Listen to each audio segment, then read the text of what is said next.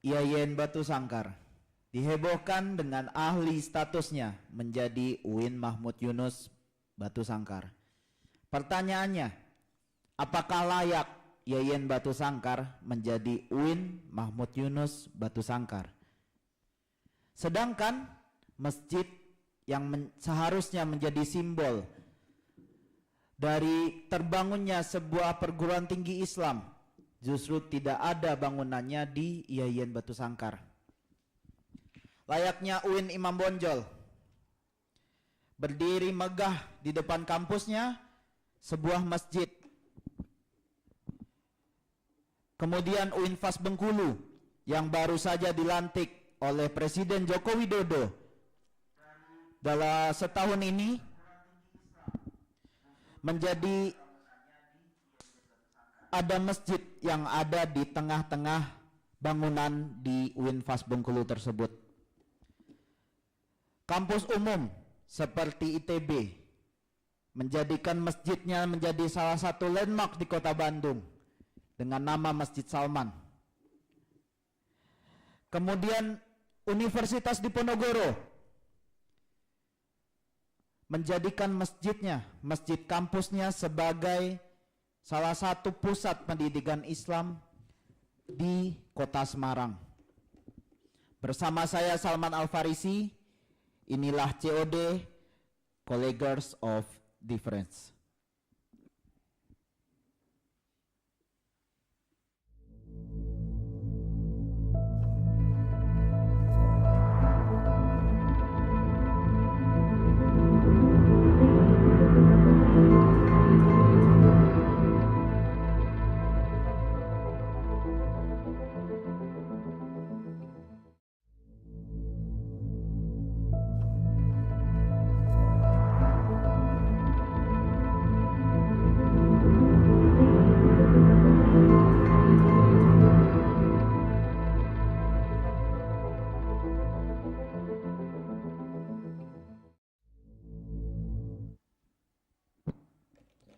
Peraturan Kementerian Agama Republik Indonesia Nomor 5 Tahun 2020 tentang standar penyelenggaraan pendidikan agama pada perguruan tinggi.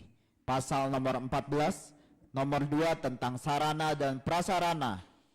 Salah satunya meliputi rumah ibadah dan tempat ibadah. Di sini kita kedatangan tamu yang luar biasa hebatnya. Yang pertama dari Bendahara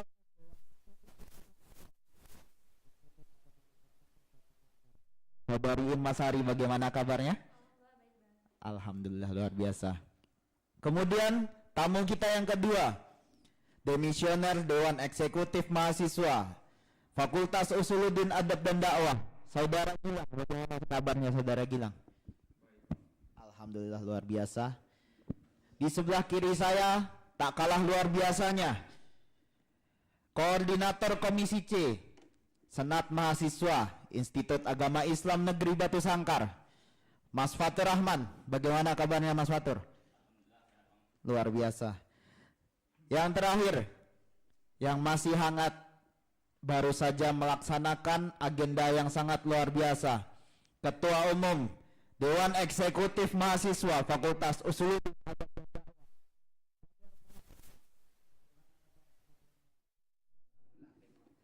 Alhamdulillah luar biasa.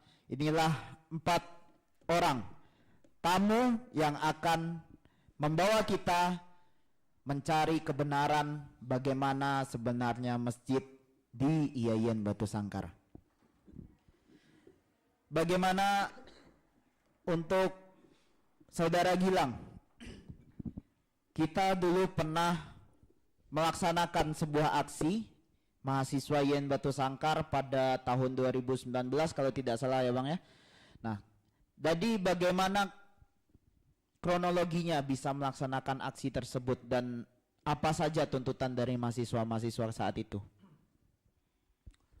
Dulu pada bulan September tahun 2019 dari mahasiswa Lembaga Kemahasiswaan IAIN Batu Sangkar melakukan aksi kepada rektor kita yang waktu itu dalam mereka melakukan beberapa tuntutan. Salah satu dari tuntutan mereka adalah terkait pembangunan masjid di kampus kita di YIN Batu Sangkar. Dari hasil aksi tersebut yang saya ketahui, Rektor YIN Batu Sangkar menandatangani tuntutan dari lembaga kemahasiswaan terkait bagaimana kelanjutannya tersebut. Mungkin dari saya pribadi tidak tahu lagi gimana hasil kelanjutannya tersebut. Oh begitu. Nah, untuk Saudari Irma nih sebagai bendahara umum, bendahara umum Dewan Eksekutif Mahasiswa yang tentunya mungkin lebih paham mengenai hal ini, karena sudah berganti dari rektor yang sebelumnya menjadi rektor yang sekarang. Lalu bagaimana kelanjutan tuntutan dari mahasiswa tersebut? Apakah masih dilanjutkan? Apakah sudah ada progresnya? Bagaimana?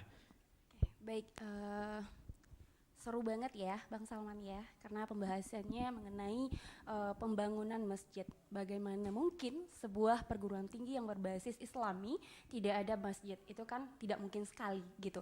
Sebenarnya bukan tidak dibangun, hanya saja untuk sebuah pembangunan dalam skala yang cukup besar, tentu itu digunakan perencanaan yang cukup matang, dana yang cukup luar biasa. Tambah lagi kita lihat pada saat sekarang ini YIN Batu Sangkar sedang berproses juga menuju UIN tadi Mahmud Yunus gitu. Itu tentu banyak banget administrasinya, pendanaannya dan sejenisnya gitu.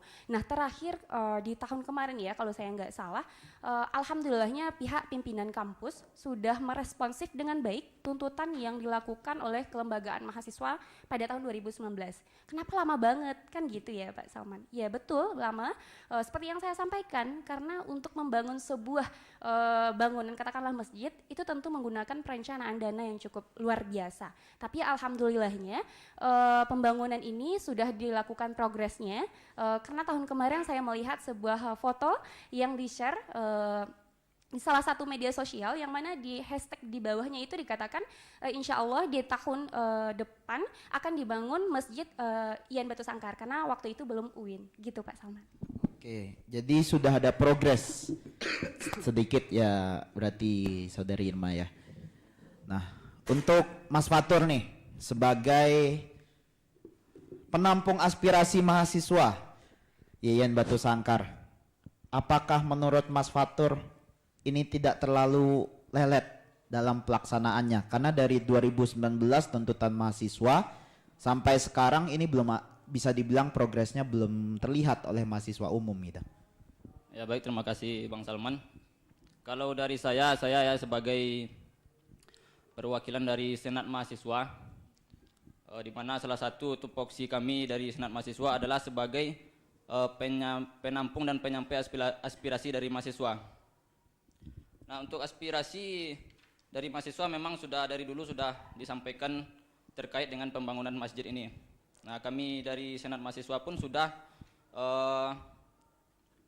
menyampaikan kepada pihak kampus terkait dengan aspirasi ini. Memang benar yang disampaikan oleh Saudari Irma dari Dewan Eksekutif Mahasiswa bahwa untuk masjid ini memang sudah direncanakan pembangunannya. Tapi sampai sekarang itu masih rencana gitu kan. Nah, yang jadi problemnya itu masih rencana, dan dari kami pun setelah menyampaikan kepada pihak kampus, respon dari pihak kampus pun alasannya masih sama sampai sekarang, yaitu terkait dengan dana. Nah, itu saya kembalikan, Bang. Berarti dari dulu sampai sekarang alasannya tetap sama, yaitu dana. Padahal sepertinya untuk sekelas YIN lah, sekelas YIN, sekelas UIN rasanya tidak terlalu sulit sebenarnya untuk mencari dana dalam pembangunan masjid. Nah, dari Fadel sendiri apakah ada dari Fakultas Usuluddin Adab dan Dakwah tentunya, karena ini menjadi salah satu motor bagi pembangunan dakwah di Indonesia, karena dakwah beberapa hari ini itu selalu masjid sebagai pusatnya. Nah, apakah ada dari Dewan Eksekutif Mahasiswa Fakultas Usuluddin Adab dan Dakwah nih dorongan untuk pembangunan ini gitu, dan apa bentuknya? Ya, mungkin dari kami selaku Dewan Eksekutif Mahasiswa di fakultas itu tuh kami sudah melakukan yang namanya diskusi kecil itu bersama 4 fakultas termasuk institut terkait problem ataupun permasalahan dalam kejadian pada tahun 2019, yang mana itu tuh kita ingin pembangunan masjid ini diberikan kejelasan, ya kan? Sebagaimana kita ketahui emang simbol dari IAIN ini sendiri yaitu masjid, ya kan? Walaupun kalau kita lihat di musola ataupun di fakultas lain, di musola-musola yang ada di fakultas, emang kurangnya keinginan orang untuk sholat di musola, tetapi tidak juga menutup kemungkinan bahwasanya akan ada perubahan ketika ada masjid ini gitu. Sebagaimana kita ketahui tujuan dari pembangunan masjid ini memang sebagai kebutuhan ibadah untuk sivitas akademik seperti orang-orang penuntut ilmu di lingkungan fakultas, terutama di fakultas kita sebagai Fakultas Usuluddin Adab dan Dakwah, yang memang dari kami, pergerakan kami tentu kami berdiskusi terlebih dahulu dengan fakultas-fakultas lain dan juga diiringi oleh institut, dan nanti itu tuh akan ada pelaporan ke pimpinan institut terkait ini. Dan kalau nggak salah pun kemarin ada pimpinan fakultas datang ke kampus 2 itu tuh kalau nggak salah di lapangan besar yang di depan fakultas, ya, itu tuh ada spanduk yang bertulisan akan disegerakan pembangunan masjid. Itu kalau nggak salah akhir tahun kemarin atau awal tahun ini gitu. Mungkin itu pergerakan dari kami gitu. Baik, mungkin itu sedikit gambaran awal buat pemirsa sekalian bahwasanya sebenarnya sudah ada progres, hanya saja masih belum nampak progresnya, masih hanya sekedar perencanaan. Nah, pembahasan semakin menarik, bagaimana kelanjutannya? Silahkan kawan-kawan tunggu setelah pariwara berikut ini. Disinilah asal mulanya sumber air pegunungan di Indonesia. Mengalir ke penjuru Nusantara selama lebih dari 45 tahun. Dari generasi ke generasi, Aqua dengan label baru, kebaikan berawal dari sini. Disinilah asal mulanya sumber air pegunungan di Indonesia. Mengalir ke penjuru Nusantara selama lebih dari 45 tahun. Dari generasi ke generasi, Aqua dengan label baru, kebaikan berawal dari sini. Disinilah asal mulanya sumber air pegunungan di Indonesia. Mengalir ke penjuru Nusantara selama lebih dari 45 tahun. Dari generasi ke generasi, Aqua dengan label baru, kebaikan berawal dari sini. Disinilah asal mulanya sumber air pegunungan di Indonesia. Mengalir ke penjuru Nusantara selama lebih dari 45 tahun. Dari generasi ke generasi, Aqua dengan label baru, kebaikan berawal dari sini. Disinilah asal mulanya sumber air pegunungan di Indonesia. Mengalir ke penjuru Nusantara selama lebih dari 45 tahun. Dari generasi ke generasi, Aqua dengan label baru, kebaikan berawal dari sini. Disinilah asal mulanya. Sumber air pegunungan di Indonesia. Mengalir ke penjuru Nusantara selama lebih dari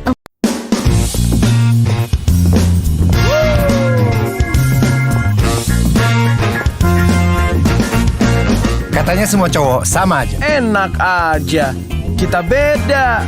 Karena samponya beda. Head and Shoulders. Udah nggak cocok, pulang yuk.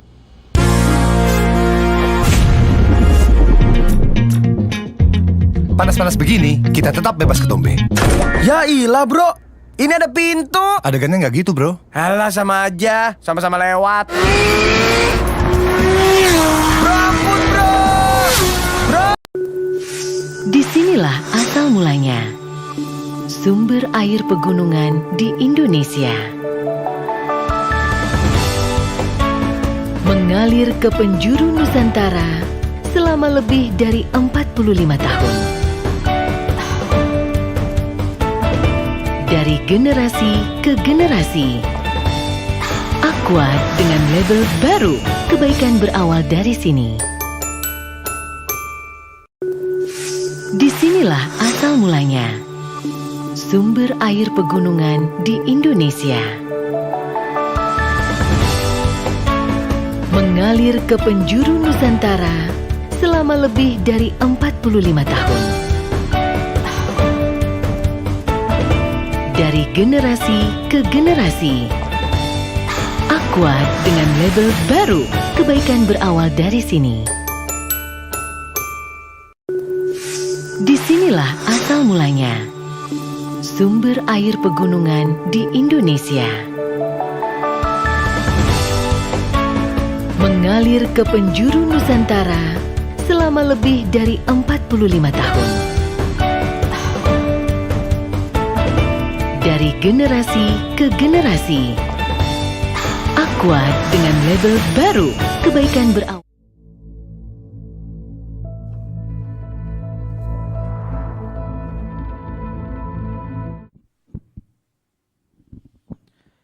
Baik, kembali lagi bersama kami di COD College of Difference. Masih di pembahasan yang sama, bagaimana pembangunan masjid di IAIN Batu Sangkar yang akan menjadi UIN Mahmud Yunus Batu Sangkar. Nah, saya kembali ke sebelah kanan saya. Nah, untuk Bu Irma, apakah aspirasi mahasiswa dalam hal pembangunan masjid ini didengar oleh kampus? Karena mengingat progres yang bisa dibilang agak lelet gitu. Bagaimana menurut Bu Irma? Setiap aspirasi yang dilakukan oleh kawan-kawan, baik itu kelembagaan maupun selingkup mahasiswa yang ada di IAIN Batu Sangkar, tentu kami sebagai orang-orang yang dipercayakan lah ya, orang-orang yang terpilih, tentu kami menampung semua aspirasi yang disampaikan oleh kawan-kawan gitu. Nah, terkait dengan apapun jenis aspirasinya, tentu kami yang dari pihak Dema nggak semuanya harus bisa kami berikan jawaban gitu. Ada beberapa hal yang memang harus diselektif dulu. Ini apakah patut untuk kita sampaikan, ini apakah tidak patut untuk kita sampaikan gitu. Karena pembahasannya urgensi sekali mengenai pembangunan masjid gitu ya. Alhamdulillahnya tentu direspon ya, seperti yang saya sampaikan tadi, alhamdulillah diresponsif banget dan sangat baik sekali oleh pihak pimpinan kampus gitu. Lalu kenapa ini memakan waktu yang cukup lama gitu, yang cukup signifikan sekali gitu. Ya saya tidak bisa berargumen yang terlalu lebar sekali karena kita bicaranya sesuai fakta saja gitu. Pembangunan itu bukan suatu hal yang mudah gitu. Tentu ada perencanaannya gitu. Tentu ada pematangannya, tentu ada bagaimana dengan anggarannya. Karena bicara anggaran, bicara dana, terakhir info yang saya dapatkan dari pihak pimpinan kampus, dana IAIN Batu Sangkar itu bersumber sumber penuhnya itu adalah dari mahasiswa Yayan Batu Sangkar sendiri gitu. Bagaimana mungkin dana, katakanlah dananya 100% gitu, bagaimana mungkin dana yang 100% ini langsung dikucurkan habis untuk pembangunan masjid? Itu tidak mungkin. Bicara dengan kebutuhan bagaimana stafnya, bagaimana kebutuhan mahasiswanya, bagaimana kebutuhan infrastruktur dari Yayan Batu Sangkar sendiri, tentu itu harus dikaji gitu sih menurut pandangan saya Pak Salman. Berarti bisa dibilang aspirasi mahasiswa sebenarnya didengar ya Bu ya? Iya, didengar, pasti didengar. Hanya saja memang belum Tidak secepat kilat tidak itu. secepat kilat untuk pelaksanaannya gitu. Ya, benar sekali. Sudah adakah usaha-usaha dari pihak kampus untuk menanggulangi hal itu? Oke, baik. Kalau kita bicara usaha, apa saja sih respon dari pihak kampus yang udah dilakukan gitu ya? Responnya seperti apa gitu? Yang seperti saya sampaikan di awal tadi, adanya kemarin itu saya sempat lihat ya, pihak pimpinan kampus nggak harus Bapak Rektorat ya, nggak harus gitu. Ada beberapa orang yang menjadi bagian penting terkait dengan pembangunan ini gitu. Saya ngelihat ini pastinya nggak tahu, tapi apa yang saya lihat itu yang saya sampaikan gitu. Kemarin itu saya ngelihat di dekat lapangan voli ini, yang di depan fakultas kita itu ada beberapa orang yang ngelakuin pengukuran gitu, dan juga di situ dilakukan foto, dibikin hashtag di bawahnya, di tempat ini akan dibangun Masjid Yayan Batu Sangkar gitu. Bagaimana nih menurut Mas Fatur mengenai usaha-usaha yang sudah dilakukan oleh pihak kampus tadi, Mas Fatur? Baik, sesuai dengan peraturan Menteri Agama nomor 5 tahun 2020 tentang standar, yaitu pada bagian ke-6 standar sarana dan prasarana. Nah, pada pasal 14 itu ayat 1, perguruan tinggi menyediakan sarana dan prasarana pembelajaran MKA sesuai dengan standar nasional pendidikan tinggi. Nah, pada ayat 2-nya sarana dan prasarana sebagaimana dimaksud pada ayat 1 ini meliputi salah satunya adalah rumah ibadah dan tempat ibadah. Nah, sekarang menurut saya ini pembangunan masjid ini terlalu lama gitu ya. Memang direspon dan aspirasi ini ditampung oleh kampus, namun untuk pelaksanaannya menurut saya terlalu lama ini. Sedangkan pada saat ini kampus Yayan Batu Sangkar akan mengadakan akan beralih nama ke UIN Mahmud Yunus, sedangkan masjid saja sampai sekarang belum terbangun, masih perencanaan gitu kan. Kalau sudah proses bisa dimaklumi lah gitu. Oke. Jadi menurut Mas Fatur bagaimana progres ini gitu? Apakah sesuai dengan harapan Mas Fatur selaku Komisi C di SEMA atau tidak? Nah, saya selaku Komisi C di SEMA ini kan sebagai penyalur aspirasi dari mahasiswa. Nah, kalau saya menampung aspirasi dari mahasiswa, memang mahasiswa ini menuntut untuk agar masjid ini disegerakan. Nah, begitu. Tapi sampai sekarang masih dijanjikan oleh kampus, masih perencanaan gitu kan. Tapi pergerakannya baru hanya seperti yang disampaikan Saudari Irma tadi, masih mengukur lokasi. Padahal ini permasalahan ini sudah lama dituntut oleh mahasiswa gitu kan. Sudah berapa tahun ini. Progresnya masih baru mengukur pembangunannya entah kapan, nggak tahu kita kan. Berarti menurut Mas Fatur ini tidak sesuai dengan ekspektasi yang ada gitu? Tidak sesuai menurut saya. Tidak sesuai, oke. Dan ini merupakan salah satu hal yang mangkrak sebenarnya kawan-kawan penonton sekalian, bagaimana masjid yang seharusnya menjadi simbol dari pembangunan itu justru dibiarkan tanpa ada solusi-solusi di luar keuangan yang ada di Yayan Batu Sangkar. Nah, menurut Gilang nih, pendapat Gilang mengenai kasus ini sebagai orang lama di Yayan Batu Sangkar itu bagaimana? Setelah saya mengikuti perkuliahan di Yayan Batu Sangkar hampir 4 tahun, dan saya juga mengamati tentang pembangunan di Yayan Batu Sangkar. Lalu saya menyimpulkan dan beranggapan bahwa ada 2 faktor penghambat mengapa seperti salah satunya itu pembangunan masjid kita belum terrealisasi sampai saat sekarang ini. Yang pertama, ketika saya mengamati tentang pembangunan-pembangunan yang sudah dilakukan, dulu ada tentang pro kontra terkait pembelian lahan yang ada di Yayan Batu Sangkar. Tentu dari sisi kita kan Yayan ini di bawah naungan negara kita, tentu dalam pembelian lahan atau tanah itu ada standar maksimal yang ditentukan, dan tentu si pemilik lahan pun mematok harga juga sesuai dengan berapa harga yang diinginkan. Tentu itu faktor awal mengapa lambatnya pembangunan di kampus kita ini. Faktor yang kedua tentu terkait tentu mulai dari perencanaan yang dilakukan oleh rektorat dan jajaran kepada negara kita. Dari mungkin udah beberapa tahun ini telah direncanakan, tetapi namanya uang negara tentu ada aturan, perlu diseleksi, dan 2 tahun terakhir negara kita kan dilanda COVID, tentu pemangkasan dana yang berfokus pada COVID. Tentu harapannya kita mensupport lah apa yang telah dilakukan oleh pimpinan kita, pimpinan kampus, rektorat beserta jajaran.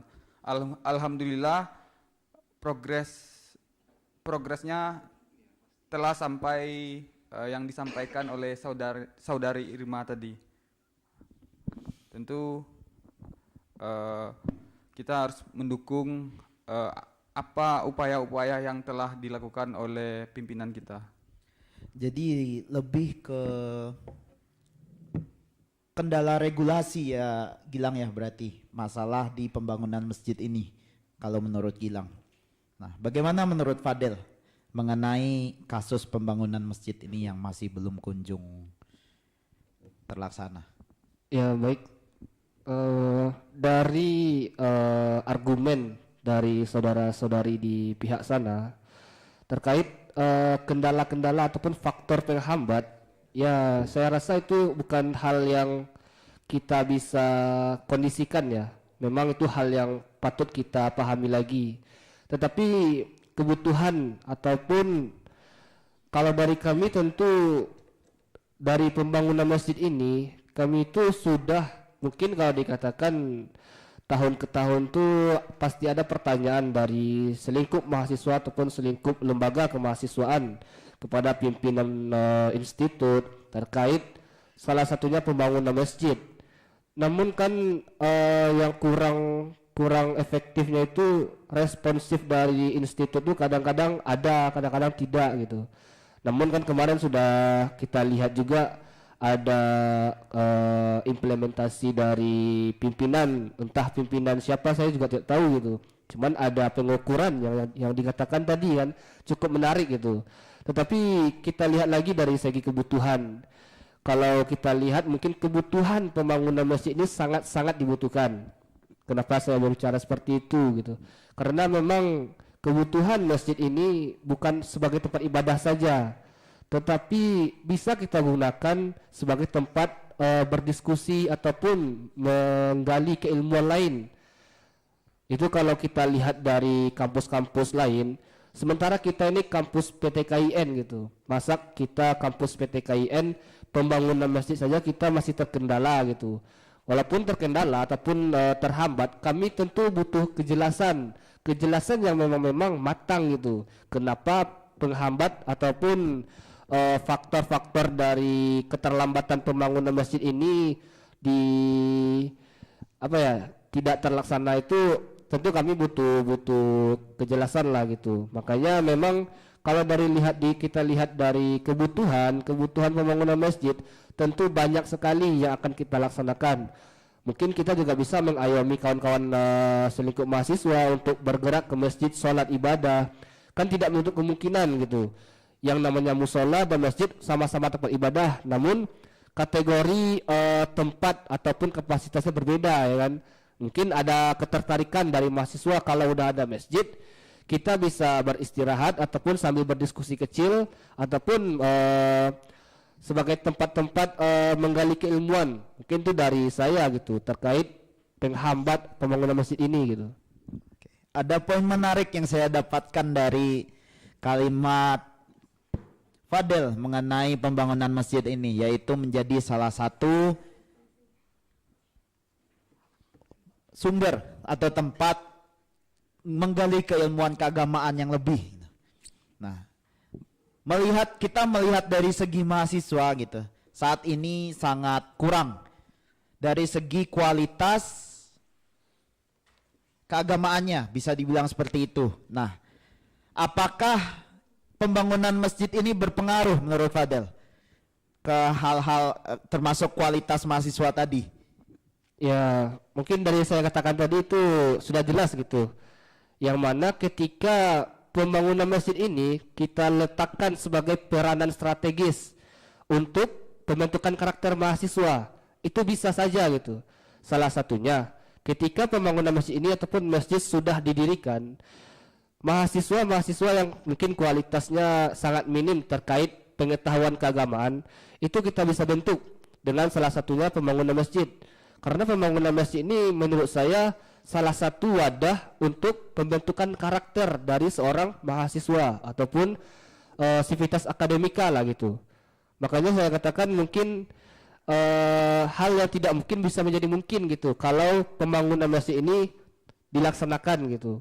Seperti mahasiswa yang kurangnya gitu dalam melaksanakan ibadah, kita bisa bersama-sama mengayomi ataupun memberikan effort yang lain agar salah satu kegunaan masjid ini bukan hanya sebagai tempat ibadah, tapi bisa juga sebagai tempat berdiskusi kecil ataupun menggali keilmuan tadi. Oke, berarti bisa dibilang sangat berpengaruh ya Fadel ya? Ya, sangat berpengaruh lah. Berpengaruh. Oke. Bagaimana dengan pendapat dari Gilang? Apakah berpengaruh atau tidak sebenarnya pembangunan masjid terhadap kualitas mahasiswa saat ini? Kalau dibilang berpengaruh tentu berpengaruh. Tapi saya mau menyampaikan satu hal dulu.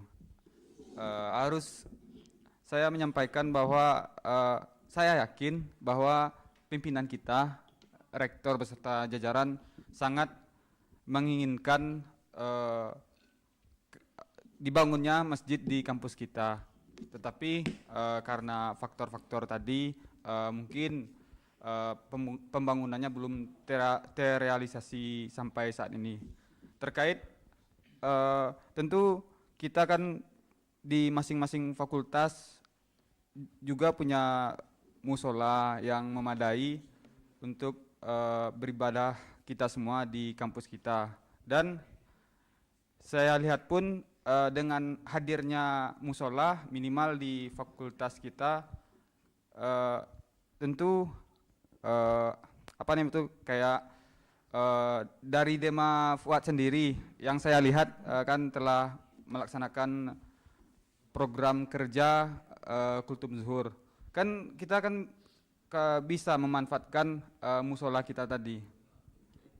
Berarti bisa disimpulkan bahwa sebenarnya pembangunan masjid ini pun tidak terlalu berpengaruh sebenarnya terhadap kualitas mahasiswa karena udah ada musola ya sebagai penampungnya gitu ya. Saya tidak bilang seperti itu, sangat berpengaruh, tetapi kan kita punya langkah-langkah lain tentu. Sampai kita memiliki mungkin sebuah landmark bagi kampus kita, ya, sebuah masjid besar yang bisalah kita melakukan selain aktivitas ibadah dan aktivitas lainnya. Oke. Berarti sebenarnya ada cara lain tetapi terkadang mahasiswanya yang kurang peka terhadap itu mungkin ya Bang Gilang ya. Oke. Pembahasan semakin menarik bagaimana sebenarnya masjid ini menjadi salah satu yang urgent terhadap perkembangan dan pola pikir mahasiswa di bidang keagamaan khususnya untuk pengembangan jati diri mereka di bidang agama. Mungkin akan semakin menarik nantinya bagaimana ketika masjid ini terbangun, dan harapan mahasiswa kebanyakan pasti tentunya masjid ini akan terbangun secepatnya gitu. Nah, bagaimana kelanjutannya dalam agenda ini akan semakin menarik. Tetap stay tune di sini. Kita kembali ke pariwara setelah ini.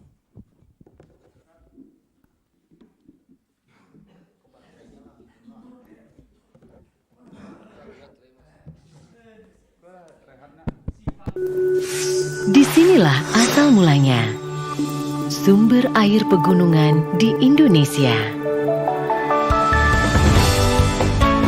Mengalir ke penjuru Nusantara selama lebih dari 45 tahun.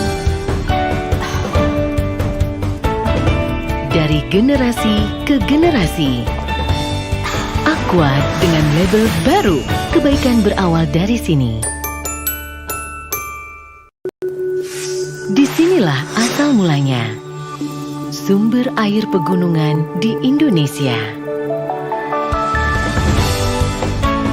Mengalir ke penjuru Nusantara selama lebih dari 45 tahun. Dari generasi ke generasi, Aqua dengan label baru. Jutaan orang bahkan tidak menyadari bahwa mereka bisa menghasilkan $1.000 sehari tanpa meninggalkan rumah. Dan Anda adalah salah satu dari mereka. Halo, nama saya Budi Setiawan. Saya seorang trader profesional. Semua yang Anda lihat ini bisa saya raih dalam waktu kurang dari 1 tahun. Tetapi hal terpenting yang pernah saya dapatkan adalah pengalaman yang tak ternilai. Dan saya akan membagikan pengalaman saya kepada Anda. Inilah yang dilakukan banyak trader melakukan transaksi. Mereka menghabiskan banyak waktu dan usaha untuk meraih penghasilannya. Sejujurnya, itulah yang menghentikan saya. Saya mengerti seberapa jauh ketidaktahuan saya dari dunia keuangan. Saya menonton The Wolf of Wall Street dan saya berpikir, wow, orang-orang ini menghasilkan uang dari ketiadaan. Tetapi saya juga tahu bahwa saya tidak tahu apa-apa tentang bursa, atau saham, atau apapun itu. Namun setahun yang lalu saya menemukan Binomo. Ini adalah platform. Bagi para pemula pun dapat melakukan transaksi perdagangan. Dan yang seperti saya katakan, saya sekarang bisa menghasilkan lebih dari $1.000 hanya dengan mencurahkan 2-3 jam waktu saya untuk trading. Sekarang teman-teman saya telah menyebut saya sukses, karena saya bisa jalan-jalan kemana saja, ke belahan dunia manapun yang saya inginkan. Dan mereka juga belajar cara mendapatkan penghasilan ini. Ingin tahu caranya? Simple.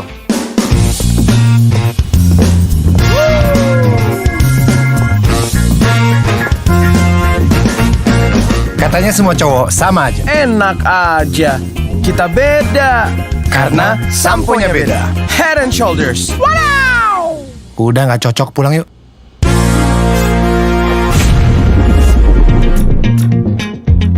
Panas-panas begini, kita tetap bebas ketombe. Ya ilah bro. Ini ada pintu. Adegannya nggak gitu, bro. Alah sama aja. Sama-sama lewat. Bro ampun bro. Bro.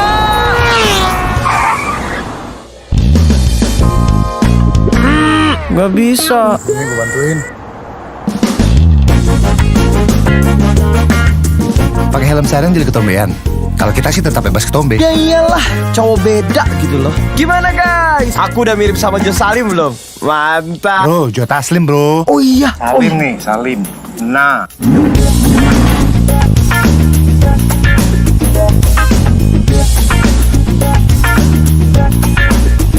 Jadi ini rasanya jadi cowok beda. Biasa aja kali.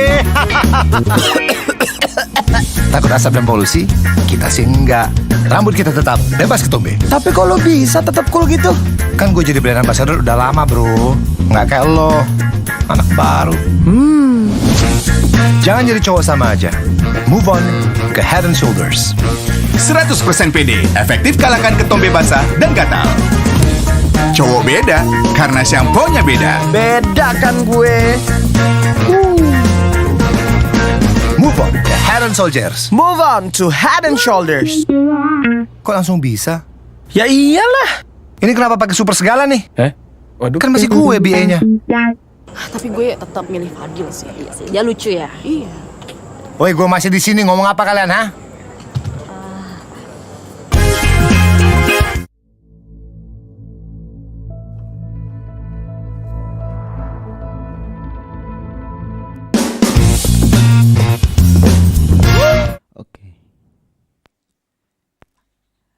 Oke, kembali lagi di segmen terakhir pada acara COD, College of Difference. Pertanyaan terakhir nih untuk bintang tamu kita yang sangat luar biasa. Mungkin yang pertama kita bisa ambil dari Fadel. Harapan dari Fadel sendiri mengenai pembangunan masjid ini bagaimana? Ya mungkin kalau ditanya harapan dari kami selaku perwakilan fakultas lah, mahasiswa fakultas, kami berharap sekali memang untuk pembangunan masjid ini diberikan tindakan yang baik gitu.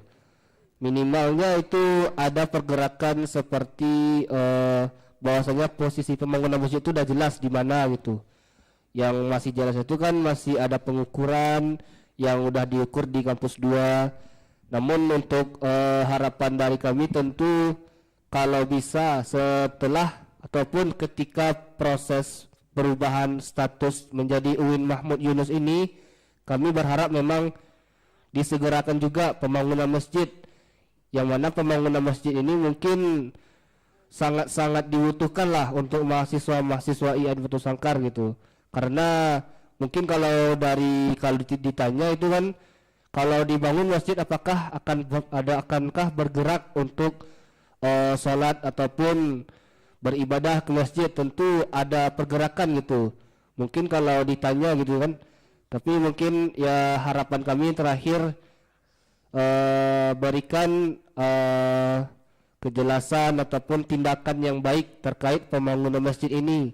Karena dari fakultas dakwah ataupun dari kita tentu butuh sekali yang namanya pembangunan masjid ini gitu. Masjid sebagai tempat melaksanakan ibadah yang diutamakan, tempat kita berdiskusi, tempat bertukar pikiran. Tentu banyak sekali fungsi dari pembangunan masjid ini. Mungkin sekian harapan dari saya gitu. Oke, baik. Itu harapan yang sangat luar biasa sekali dari Fadel Muhammad selaku Dewan Eksekutif Mahasiswa Fakultas Usuluddin Adab dan Dakwah. Nah, bagaimana dari Mas Fatur? Apa harapan Mas Fatur mengenai pembangunan masjid ini nantinya? Kalau dari saya itu tidak jauh berbeda dengan yang disampaikan oleh saudara Fadel tadi ya. Nah, sebelumnya salah satu tanggapan dari kampus atau respon dari kampus terkait pembangunan masjid ini adalah bahwa kesadaran mahasiswa itu untuk melaksanakan sholat tepat waktu itu masih kurang. Nah, sedangkan musola aja yang sudah disediakan di setiap gedung itu masih sepi, apalagi masjid. Nah, itu salah satu tanggapan dari kampus. Nah, saya kurang sepakat dengan ini. Menurut saya justru dengan dibangunnya masjid nanti, mahasiswa ini akan lebih tingkat kesadarannya akan lebih tinggi seperti yang dikatakan saudara Fadil tadi. Karena masjid ini tidak hanya dapat digunakan untuk beribadah saja, namun juga bisa digunakan untuk berbagai kegiatan-kegiatan lain yang bermanfaat. Karena seperti yang sudah saya lihat sehari-hari, mahasiswa ini banyak yang memilih untuk melaksanakan sholat ke luar kampus, maksudnya mencari masjid di luar. Nah, itu bukan berarti mahasiswa ini kurang kesadaran untuk pergi ke musola, tapi lebih memilih untuk mencari masjid di luar begitu. Begitu juga untuk ada beberapa kegiatan baik dari Dewan Eksekutif Mahasiswa maupun HMJ yang dari fakultas itu juga sering mencari masjid di luar kampus gitu kan. Nah, kalau seandainya pembangunan masjid di kampus ini dipercepat, itu akan lebih bermanfaat. Nah, begitu menurut saya, Bang. Oke, berarti lebih masjid ini bakalan berguna sekali nantinya ketika dibangun ini, Mas. Ya, dan saya berharap memang untuk pembangunan masjid ini disegerakan, paling tidak adalah nampak pergerakan dari kampus untuk segera membangun masjid ini begitu. Oke, luar biasa sekali itu harapan dari Mas Fatur selaku koordinator Komisi C yang juga merupakan penampung aspirasi dari seluruh mahasiswa YN Batu Sangkar. Oke. Kita masuk kepada Gilang. Bagaimana harapan Gilang mengenai pembangunan masjid ini nantinya? Tentu ini bukan hanya harapan saya pribadi. Saya yakin ini semua harapan kita semua yang hadir hari ini dan yang menonton juga, agar masjid di IAIN segera dibangun. Dan saya mengapresiasi dan semoga usaha-usaha mulai dari teman-teman kita yang ada di Dema Fuad, SEMA Institute dan Dema Institute semoga perjuangan dari kawan-kawan ini semua bisa terwujud dengan dibangunnya masjid di YN Batu Sangkar. Oke, jadi lebih ke harapan tertumpang titipan perjuangan kepada pengurus-pengurus tahun ini gitu ya Bang Gilang ya. Oke. Terakhir nih untuk Bu Irma Sari, apa harapan Bu Irma Sari untuk pembangunan masjid ini? Baik, kalau bicara harapan, tentu harapannya cukup sederhana, tapi narasinya cukup panjang. Harapannya yaitu, yuk kawan-kawan kemahasiswaan, manfaatkan dulu segala fasilitas yang diberikan oleh pihak kampus gitu. Jangan teman-teman meminta lebih, sementara teman-teman tidak bisa menghargai apa yang sudah diberikan pada saat sekarang ini gitu.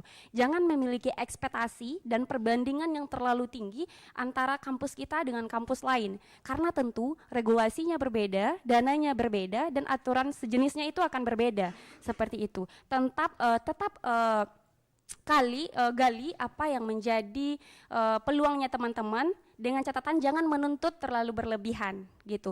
Bagaimanapun pihak kampus tentu akan memberikan sesuai dengan kebutuhan teman-teman. Memang durasi waktu cukup panjang, tapi bersabarlah, seiring berjalannya proses teman-teman, maka itu pihak kampus pun tidak akan menutup mata. Mungkin seperti itu Pak Salman. Mungkin lebih ke kesadaran mahasiswa supaya lebih memanfaatkan dulu apa yang ada baru menuntut yang lebih gitu mungkin ya Bu ya. Kita tiba di penghujung acara. Saya mengingat kembali pada zaman Rasulullah dan para sahabat bahwasanya masjid menjadi salah satu tolak ukur atau menjadi pusat dari pemerintah, baik itu pemerintahan, baik itu pendidikan, dan kemudian masjid menjadi salah satu ujung tombak dalam penyebaran agama Islam. Nah, dalam hal ini YN Batu Sangkar terutama mahasiswanya sangat berharap kepada rektorat agar pembangunan masjid ini segera terwujud. Tentunya ini butuh dukungan dari semua pihak, baik itu dari pihak pimpinan, pihak dosen, maupun pihak mahasiswa. Dan tentunya bagaimana seperti kata Saudari Irma, kesadaran mahasiswa, gunakanlah apa yang diberikan oleh kampus terlebih dahulu, baru kita menuntut yang lebih. Mungkin itu dari saya pamit undur diri, sampai jumpa di episode berikutnya di acara College of Difference. Saya pamit undur diri. Wassalamualaikum warahmatullahi wabarakatuh.